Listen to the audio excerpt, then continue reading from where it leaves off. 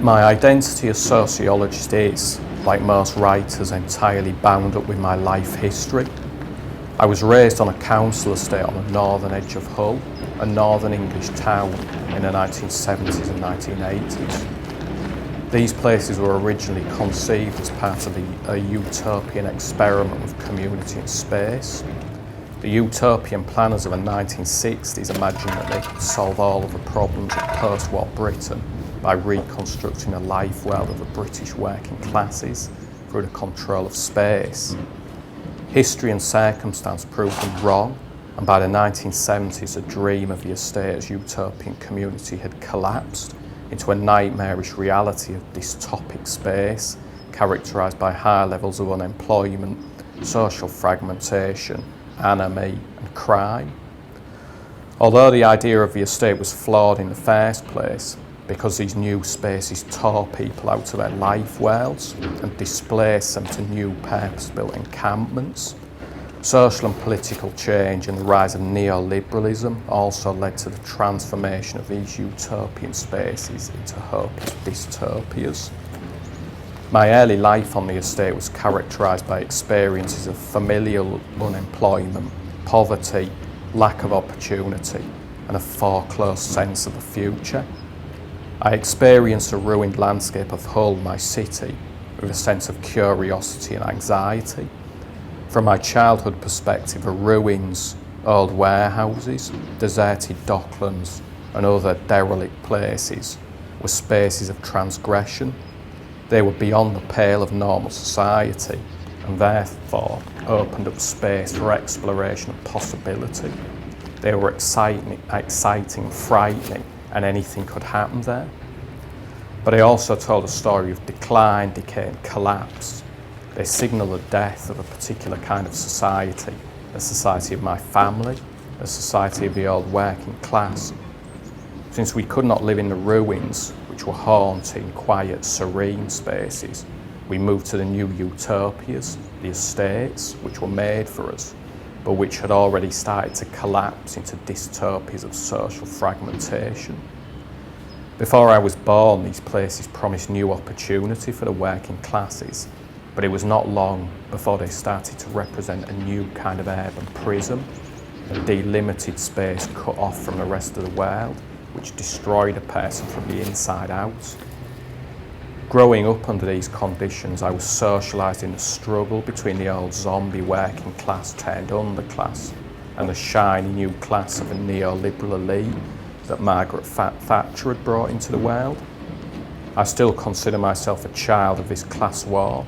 I saw my class die and walk again post-mortem as a zombie underclass.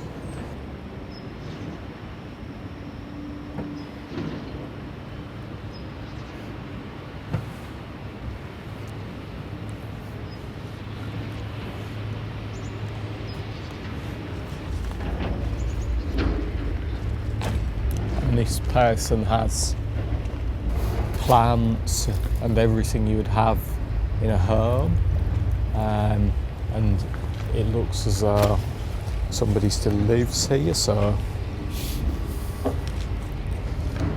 I lived through the horror, but was young enough to migrate from the zombie land of the living dead underclass to the new middle class of the educated elites. But this migration cost, and the horror and despair of being on the losing side of a class war has never really left me. I found that I could never leave my class origins behind.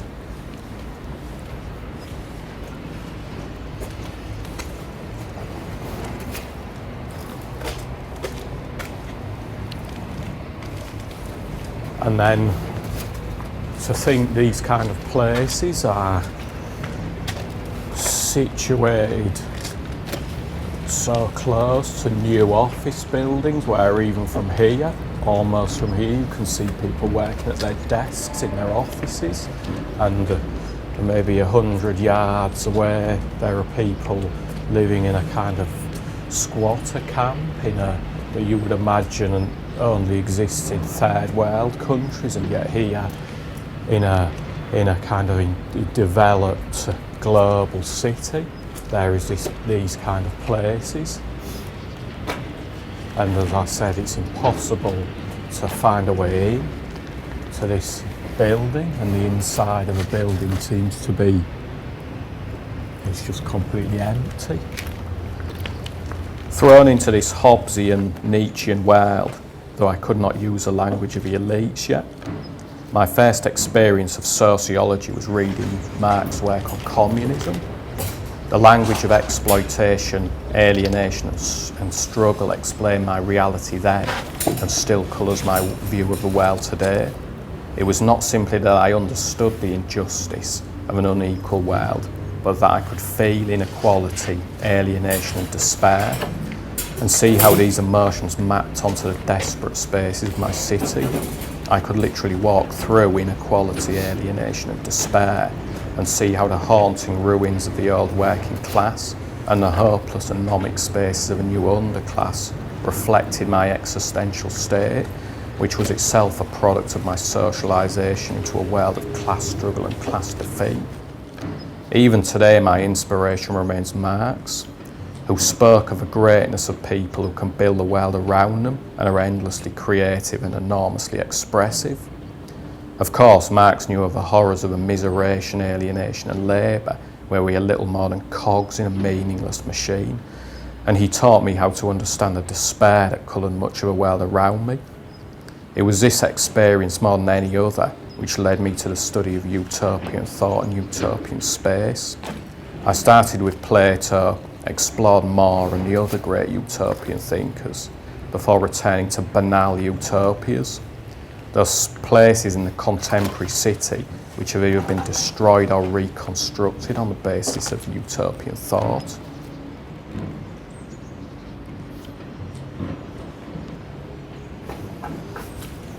So I was never aware of these kind of things as a child, but it's interesting how in these spaces you can see the kind of ruins of an old form of capitalism, and then what appears around these places and these spaces is the rubbish of a capitalist society. So everything from tennis rackets, beer, paint, you can find almost everything around in these places, discarded, the ruins of a kind of consumer commodity society. And then the perfect example here, an empty bottle of champagne. Returning to the place where I began, I thought about my city and my estate and the utopian plans that devastated a generation, destroyed a class and left a landscape of ruins behind for me to puzzle over in my early years.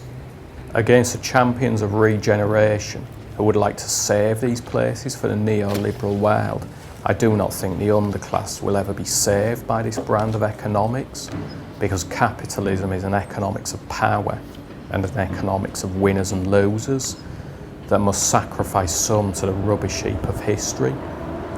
This is why the contemporary underclass, the ruined spaces of a working class past, and the hopeless dystopic spaces of their present and future are a permanent reminder of class struggle and the crimes of neoliberalism. These industrial ruins should be understood as a kind of crime scene of the original moment of neoliberalism and studied for the sake of the history of our society.